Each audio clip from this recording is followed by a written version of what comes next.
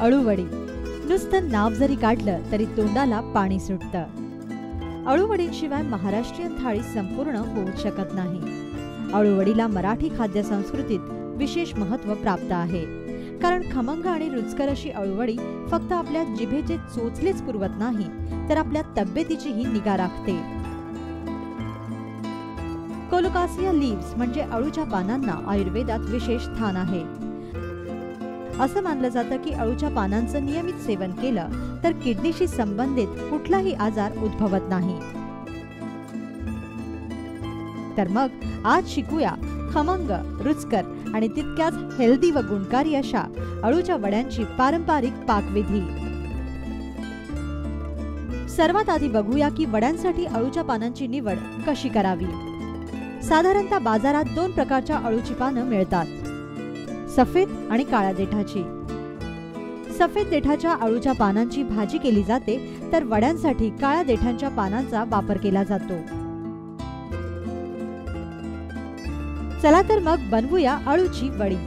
अळूच्या वड्यांसाठी आपल्याला लागेल 5 ते 6 काळ्या देठांची अळूची पानं, 1 वाटी बेसन, 10 ते 15 लसणाच्या पाकळ्या, 7 ते 8 हिरव्या मिरच्या, 1 टेबलस्पून धणे, 1 टेबलस्पून जिरे, 1 वाटी सुके खोबरे, 1 टेबलस्पून हळद,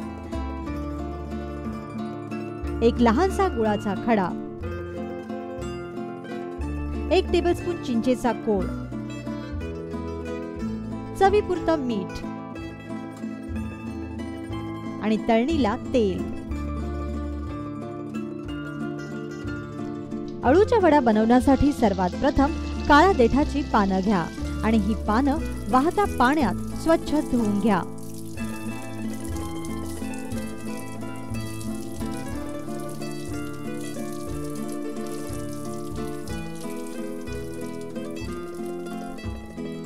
आता करूया वड्यांसाठी लागणाऱ्या मसाल्याची तयारी।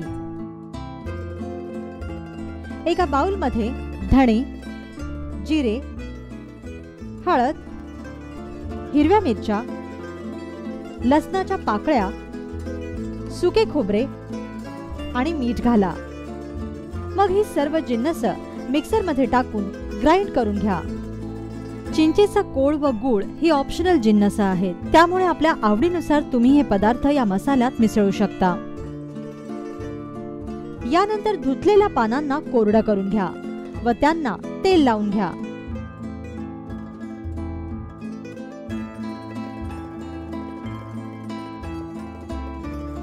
आता एका मिक्सिंग बाउल मध्ये वाटलेला सर्व मसाला घ्या, त्यात बेसन घाला आणि हे मिश्रण छान एकजीव करा।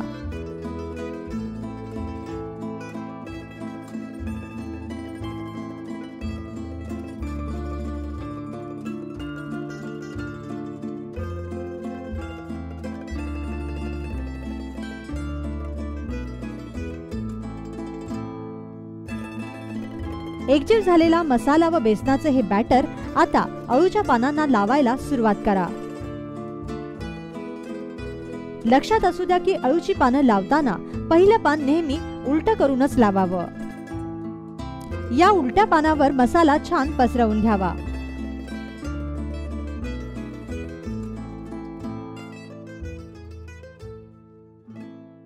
मग त्याच्यावर एक पान ठेवावं व त्यालाही हे बॅटर लावून घ्यावं। अशा पद्धतीने 4 ते 5 पानं एकत्र लावून घ्या।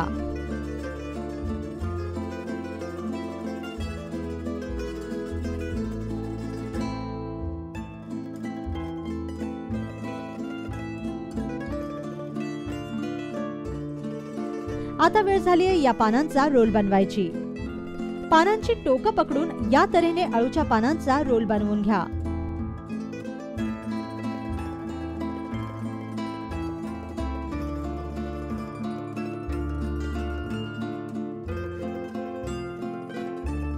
यानंतर ज्या भांड्यात किंवा प्लेटमध्ये हा रोल आपल्याला शिजवायचा आहे त्याला तेल लावून घ्या। तेल लावलेल्या या प्लेटमध्ये मग आपण बनवलेला अळूच्या वड्यांचा हा रोल ठेवा आणि ही प्लेट स्टीमर मध्ये वाफवायला ठेवून द्या। स्टीमर व्यतिरिक्त तुम्ही या वड्या कुकर किंवा जुन्या बॉयलर पद्धतीनेही वाफवू शकता। 5 ते 6 मिनिटांनी स्टीमर मधून वाफवलेल्या अळूच्या वड्यांचा हा गड्डा काढून घ्या आणि याला गार होऊ द्या। 5 मिनिटांनी सुरीला तेल लावून या वड्या नाजूक आकारात चिरून घ्या।